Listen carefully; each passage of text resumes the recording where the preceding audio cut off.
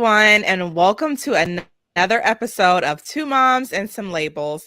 Two Moms and Some Labels is a podcast for parents and caregivers caring for a loved one, specifically a child with a disability, to come together to network, commune, and to just gain ideas on how to persevere through challenging times.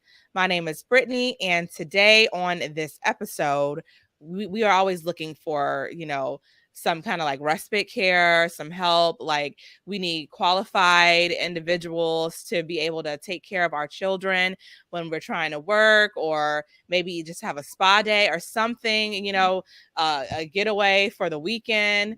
And so it's so hard to find consistent care or just care where people are qualified to have experience taking care of children that have disabilities. So today with me, I'm always trying to share resources in the community.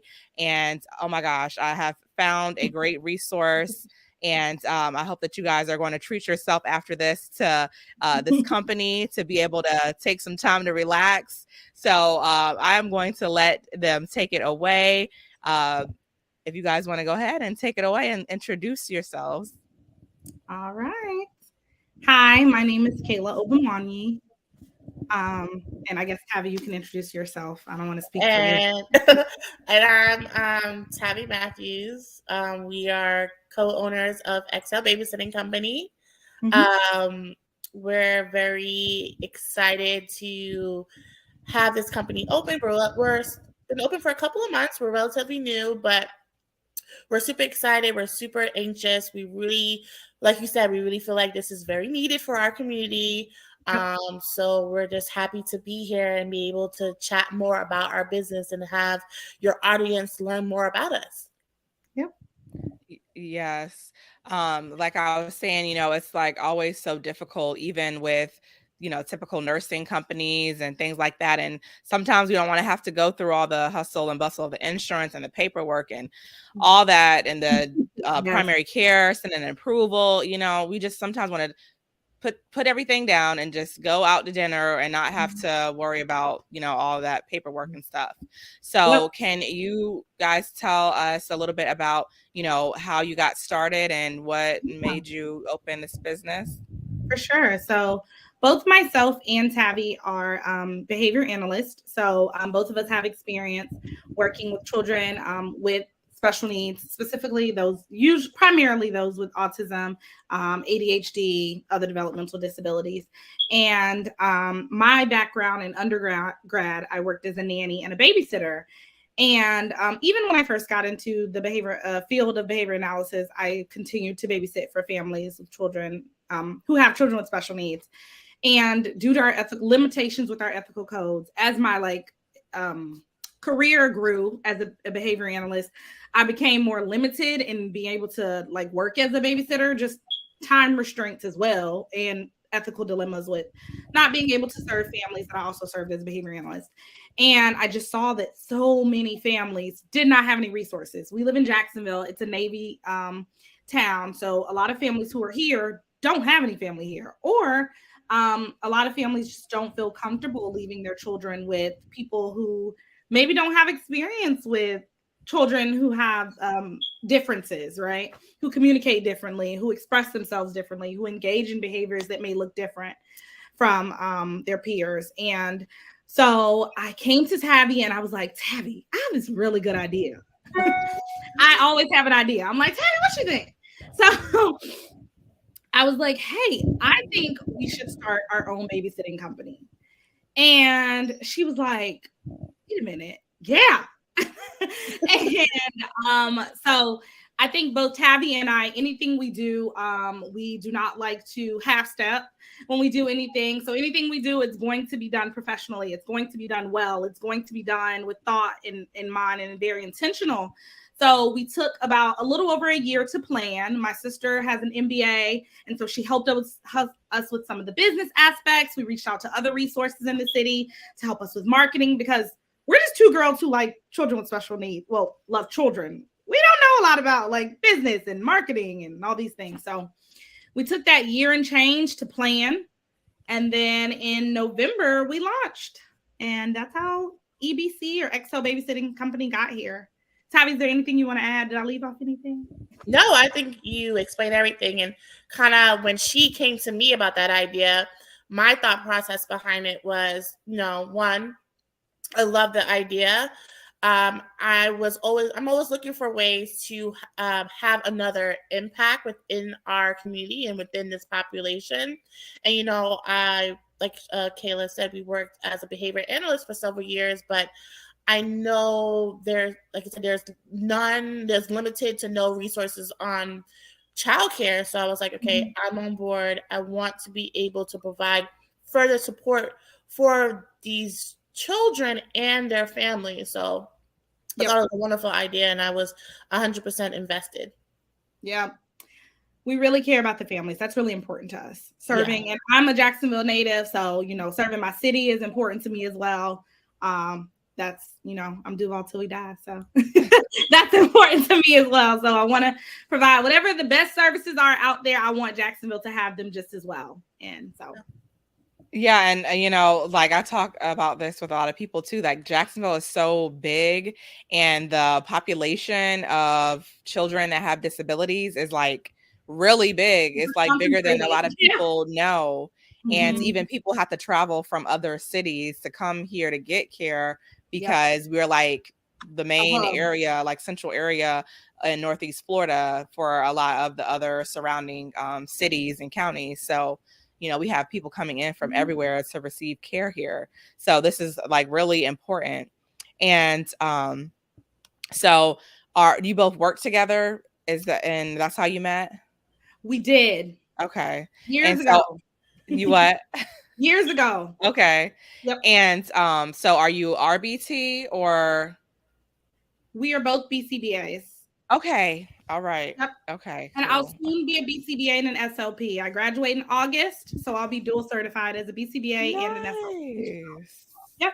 Awesome. Congratulations. Yeah, we've been in the field for combined over 8-9 years now. I've been a BCBA for about 6 years. So, but I've been in the field going on like 9 years. So I've been in the field for a while.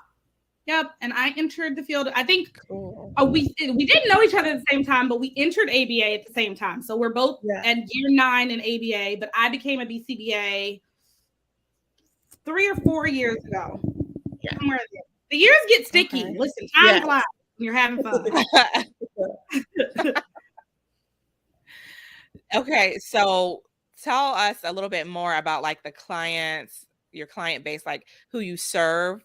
And is it, like, do they have to do paperwork? How does the whole process work for, kind of getting your caseload and stuff like that? Or like, what do you call it?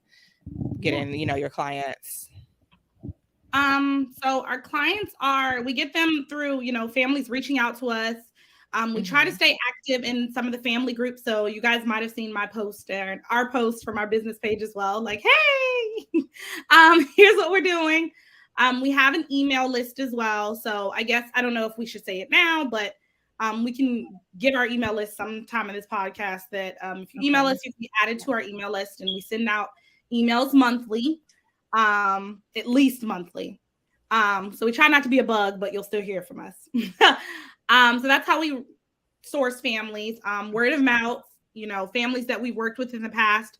We've done a couple of marketing tours is what we call them. So some families might have received our little EBC love bags that we passed around to different like ABA companies and speech companies in the area. So if you've gotten a brown bag with a little pink sticker on it from your kids' therapy center, it was us. And so that's how we get families. I guess, Tavi, you can kind of walk through the process of like intake. Yeah. So, and then we also have our website too, exhalebabysittingcompany.com. If you go on our website, you can find more information about us. And one of our pages is the get in touch form. And what they'll do is basically they'll fill out their name, phone number, and they'll tell us a little bit about their family and their family needs. And that gets sent directly to us. And then we reach out to them based off of the information that they give us.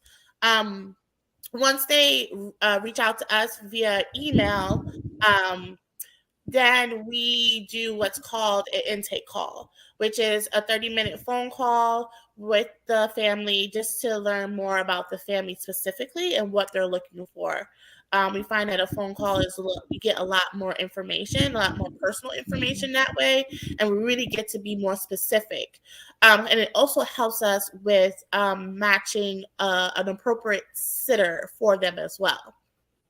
So once we complete the intake call, we figure out what sitters we have available that would be appropriate for that family. And then once we figure that out, what we do, we schedule what's called a meet and match. So a meet and match is where the family gets to do a 30-minute virtual meeting with up to 1 or 2 babysitters. So they want to get to meet them face to face virtually, and they get to ask any questions that they have directly to the sitter. And Kayla and I help facilitate that virtual meeting as well. That way they get comfortable, they get to meet the sitters, and we strive to do at least 2 options so that the family has a choice. Yeah. Some families have a preference, or they do have a preference, but we try to give them options. Once the 30-minute meet and match, virtual meet and match is over, if a family said, "Hey, we want to go with this particular sitter," then we reach out to that sitter and they'll do an official booking. And that's an overall summary of how that timeline works with us in that booking process. Yeah. So do you allow because I'm like a overprotective mama bear, okay? Uh-huh. And even, when I'm out looking for a sitter for date night or whatever, just anything, I'm like, okay, I need to meet you first, because I am like on a lot of the babysitting sites and stuff like that too. And I see parents on there like, is anybody available tonight or tomorrow to babysit? And I'm like, are you about to just let someone that you don't even know come to your house and babysit your child? I'm like, what in the world? It happened. I mean, I would have families who they literally would message me on apps. I was on several apps back in the day. And I'm like, oh my God. And be like, can you come at my house at 7 p.m.? And I'd be like, sure. I would show up at 7 and they left me with their child. So families are definitely have different comfort levels. Yeah. Yeah. No, I hear you. I'm like, I can't do it. I'm like, no, that's a different type of family. I can't do it. So do you I can't. Do you allow for the sitters, or the potential, sitters, to do an in-person match? Because I'm, virtually, I understand if it's more convenient, but I like to meet the person in person, because it gives me a chance to see how they're going to interact with my child, how they're going to treat them, if they're going to talk to them and stuff like that. And just, I feel like there's like an energy, like a vibe. So I need to see you in person and see, like what your personality and energy is like in person. So do you allow for in-person meet and greets? So we have done an in-person meet and match before. Our standard is the virtual meet and match. But I mean, if we have a family, it's really important to Tabby and I that we serve families. And I don't believe you can serve someone in a way that you think is best fit. I can only serve you in the way that you need to be served, right? So if we have a family who they feel that that's something that's of concern to them, I think Tabby and I would both be more than willing to accommodate and facilitate something like that. And we have in the past. We've only had that one time. I will say most families that meet our sitters virtually are in love. So all of our sitters have at least 1 year of experience with children with special needs. We do an extensive background check, and as well as we do an in-person 5-hour training in company. So that's their orientation, their training, and all of that. And we have references for them as well. And what else did I forget? They're all CPR and basic life skills trained as well. So they receive training from us, about various disabilities. But I get the vibe check is important to a lot of families. So if that needs to be, if you need an in-person vibe check, that's something we could discuss. Yeah, definitely. And so with the training for the staff, are they able or allowed to do anything like with medicine or feeding tubes? Do you guys service kids that have feeding tubes or need medicine or like have seizures and they, like need an emergency medication? So I think that's on a case by case what's the word I'm looking for? Basis. Thank you, Tavi. Yeah. We want to make sure that we have sitters that can, once again, I can't serve you in the way that I think is best. I can only serve you, and I want to make sure that I'm truly serving your needs. So at one point we had a sitter available who had some medical experience. So that was a service that we were willing to that we felt comfortable providing. So it depends. We had another family that their child was on a feeding tube. They explained to us they had trained people who didn't have experience before, and they had like their family had like an extensive training in place. And so we just checked with our sitters to see if they were comfortable, and then we moved forward from there. As far as medication, once again, parent comfort levels. But most families are like, oh, we'll give meds before you arrive. But if it's meds that are just like, oh, we mix it in applesauce and give them in a spoon, we're comfortable. I think more higher level medical needs, that's something that we would discuss during the intake call. Okay.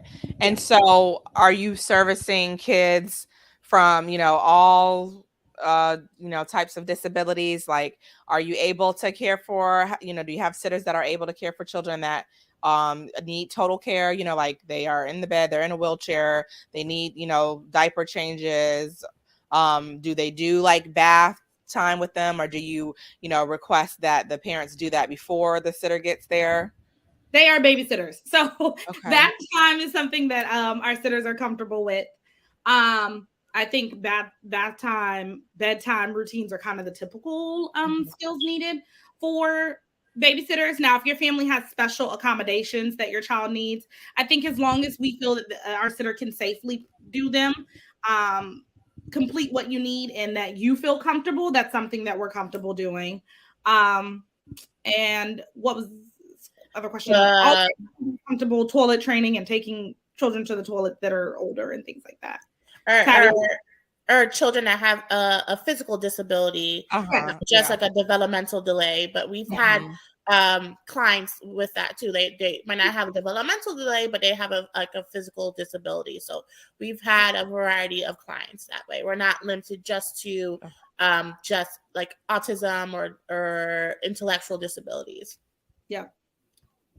And so I know that both of you are, behavioral analysis. So do you provide those services as well, or just only babysitting? We do not provide applied behavior analysis services. Okay. Do you hear that, BACB?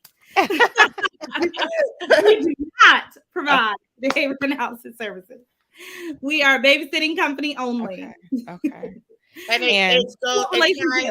it ties with our ethical standards. Okay. So, that's why we don't provide ABA services. It's something called dual relationships that we have in our field. So due to ethical reasons, we cannot provide ABA services. So we are just a babysitting company. Yep. And if you receive ABA services in the area, we will ask during the intake call where you provide those services, where you receive those services. And that's just because several of our sitters work for different ABA companies in the area.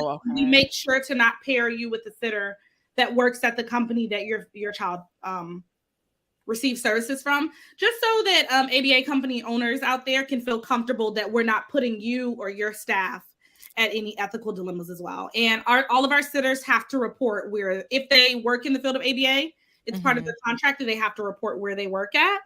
So ABA company owners, we're also making sure that we are considering you guys and not infringing on any ethical things as well. Okay. And so as far as like hours of service, what are your hours of service that you guys provide for families? Tabby, you got it? Or well, so it depends. So we do it based off of like, do you want a consistent booking or do you want an occasional bookings? So we're available throughout the day. We have sitters that are available throughout the day, weeknights, weekends. We do also offer overnight care if that is something that a family is looking for as well. So we are open to all types of hours. It's just based off of the sitter's availability and what the family's needs and wants are. Yep. Okay, so all right, with the overnight, is this meaning that they only can stay that one night, or do you do like Friday and they can leave on Sunday? Do you like offer that kind of service? Yeah, well, like if a family's traveling for a weekend or something like that, for sure.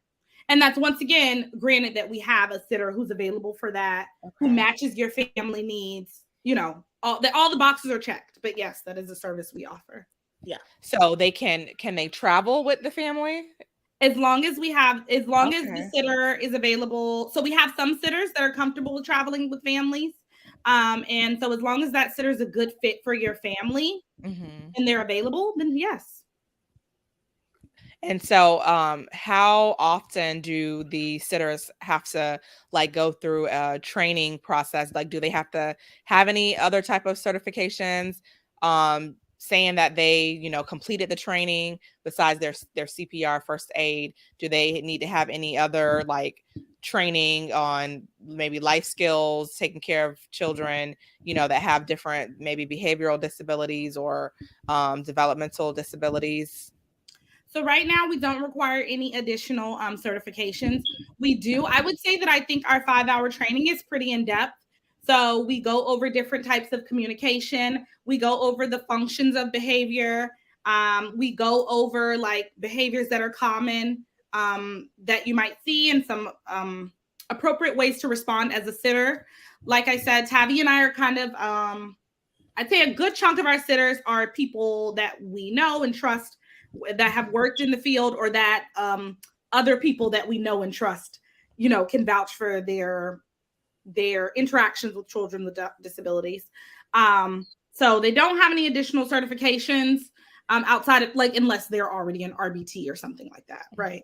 But that we require, but we do provide that 5-hour in-company training. And so what if a parent wants for the sitter to, you know, take their child somewhere in the car, travel with them? Are there any type of restrictions on that, or do they need to, you know, sign any other type of documents, you know, allowing the child to be transported?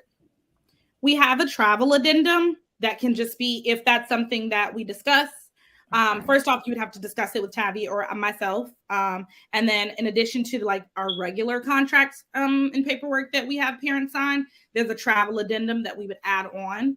And then we also receive the sitters insurance to make sure that they have car insurance and things like that for liability purposes. And a copy of their driver's license. Thank you, Tavi. Yes, that we have a copy of all of our sitters' driver's license when they're hired with us. Yeah.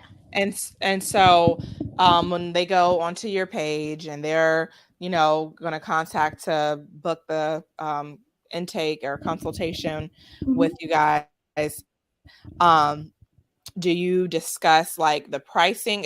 Does pricing vary depending on the, you know, the needs of the child, or do you have like a flat rate? Like, do you just discuss that during the, you know, the call? So we are pretty transparent. So our prices are on our website. Okay. And then we also always discuss them during intake calls as well.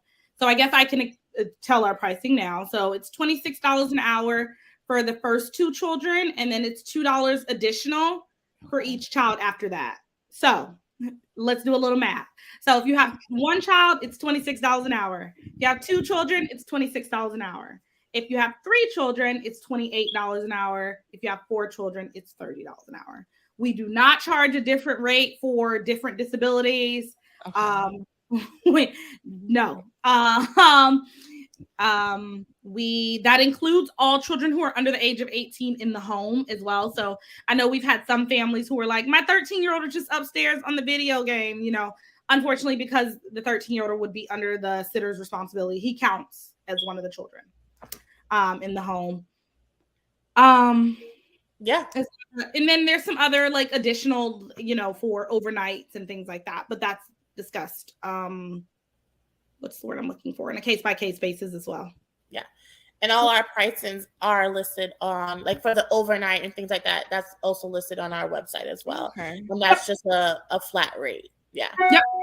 But we with the pricing and the different the varying disabilities, because we do a flat rate, Kayla and I, we discuss whether or not we have a sitter that's appropriate for that family.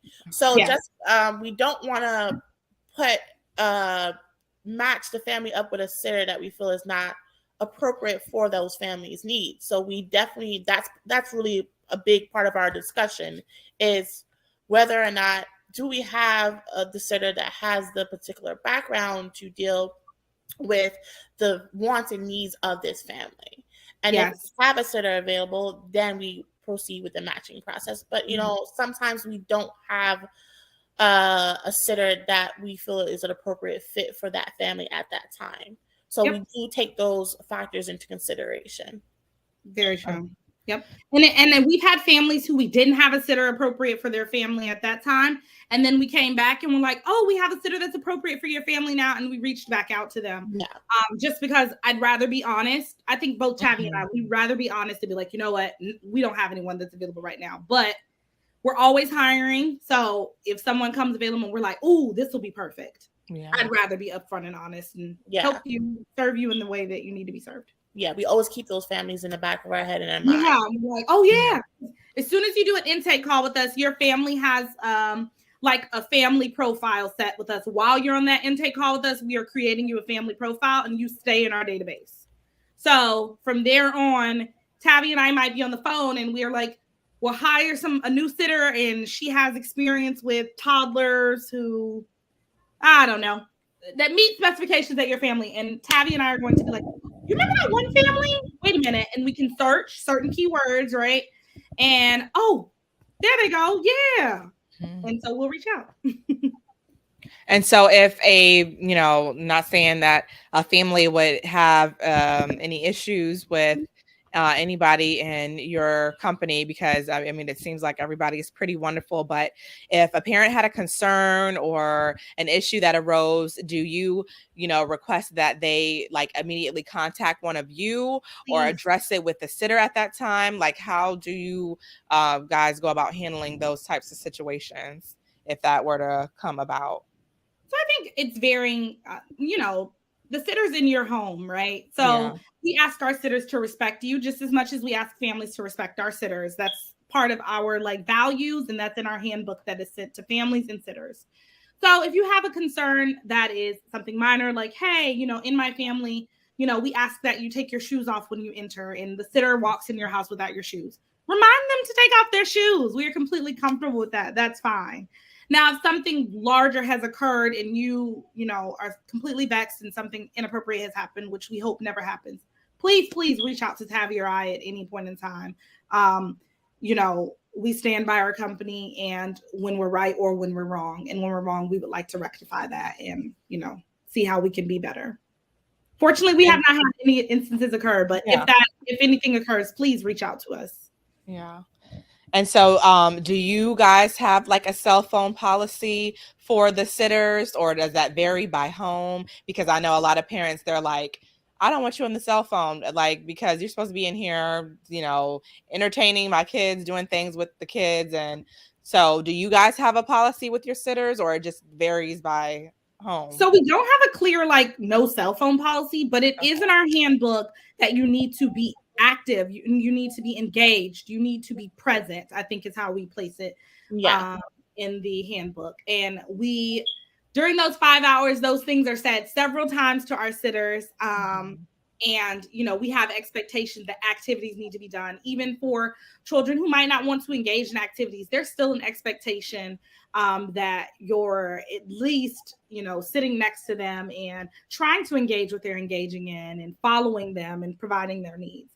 We're not looking for us to be the sitter who's sitting on the couch, texting and eating her popcorn. Yeah. And if a parent does come to us and said, hey, we would mind that the sitter is not on their phones while they're with them, then that sitter has to respect that family's wishes. For sure. Yep. Yeah. And so, okay, I think this is the last question, but so do you guys know about the waiver program, the med waiver program? Yes. So, are you guys vendors for the med waiver program? We are not. I know like vaguely about med waiver from like my professional career as a BCBA. Yeah. As far as EDC is confirmed, we are not Yeah. currently covered. We looked into being covered by Medicaid, Mhm. and it just it didn't work for our business model and wasn't Yeah. something that we wanted to take on at that moment. Okay. Yep. That's So something we can can potentially look into med waiver in the future. I'm yeah. not familiar. I'm not sure if Tavi is more familiar with what med waiver than It's kind of similar. Mm-hmm. We're not currently associated with med waiver, but it kind of overlaps a little bit. But right now we're not currently associated with the med waiver program. Okay. Yeah, all services are currently private pay at this time. Okay. Yep. And so can you guys tell us again where we can find all your information, your website, if you have social media, how they can get in contact? Yep.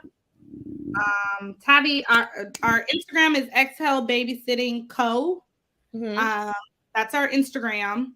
Our website is exhalebabysitting.com. Mm-hmm. And our email, and I'm having Tavi confirm, you guys, because sometimes I misspeak. Our email is exhalebabysittingco@gmail.com. Mm-hmm. Yep. And we are doing a special right now relating to the podcast. So if you are listening to this podcast and you email us or put in part of your message that, hey, we saw you on Two Moms and Some Labels podcast, just mention anything that says Two Moms and Some Labels, we're going to offer your first hour of booking free with us. Wow, that is amazing.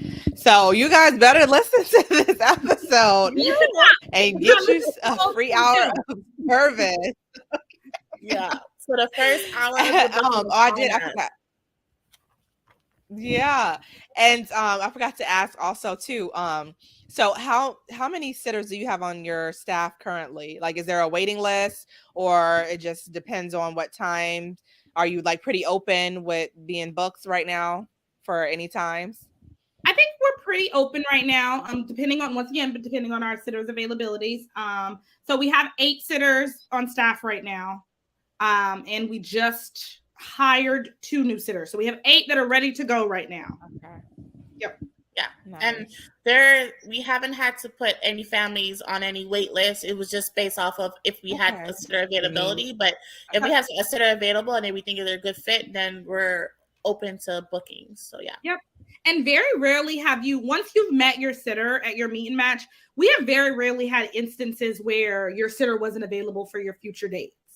Most of our sitters, once they've met the family and a family reaches back out to us and say, hey, can we have Miss Sarah come back, on XX date? Mm-hmm. Usually most of our sitters are like, yeah, that works. And if not, that doesn't work, but I can come at 6 instead of 5 or whatever the case may be. Yeah. Mm-hmm. Yep.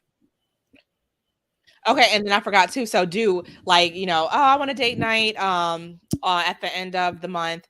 They just reach out and like they've already been receiving your services, and then they're like, oh, at the end of the month, I need to have a sitter from this time to whatever time. Do they have to always go back to the website, or do they call a number, or how do they go about booking? Do they reach out to the sitter?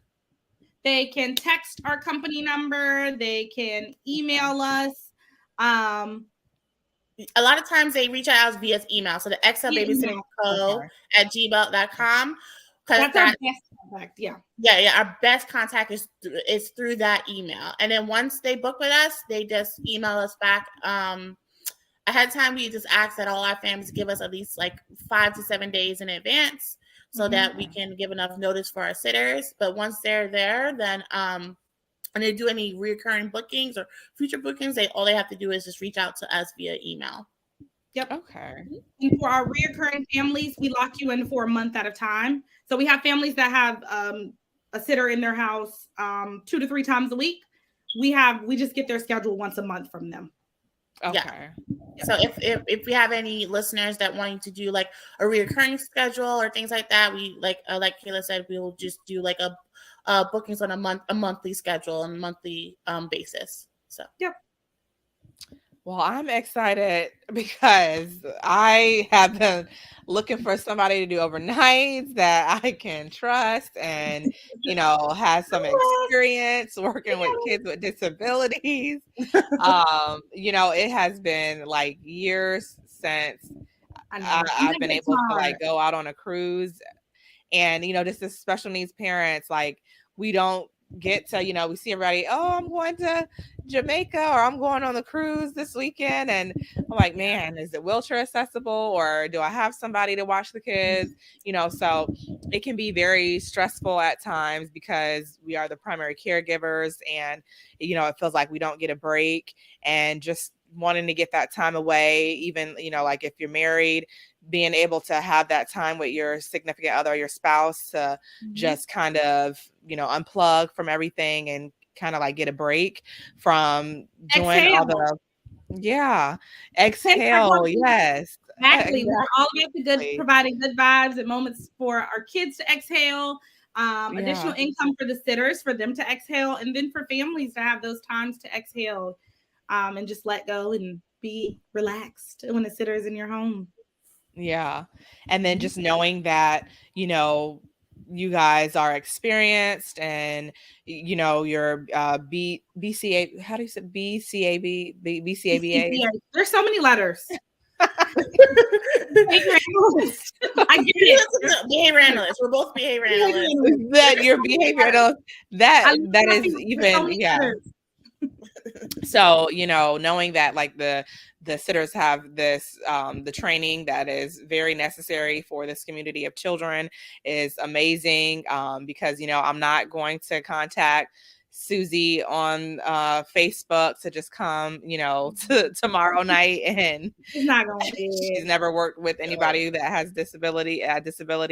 So, I'm so glad that you guys formed this company, Exhale Babysitting. And remember, if you're listening to this podcast, you better let them know that you are listening to this podcast, Two Moms and Some Labels, so that you can get that free hour of service. Yeah. And make sure that you go onto their website, their Facebook page, Instagram, and, explore everything that they have going on. If you need some time away, we have a company. We have a company here for you to get some time away and relax. So thank you so much, Tavi and Kayla, for coming on and sharing about your business, Exhale Babysitting. I appreciate you guys so much. I'm so glad that you guys have started this business. It's so needed for our community. And I'm wishing you guys much success. I know this is going to be, big with the community for children with special needs. And I'm excited to continue to share this with everybody. And I hope that they spread the word also. Again, thank you guys. And this is another episode of Two Moms and Some Labels. We will see you next time.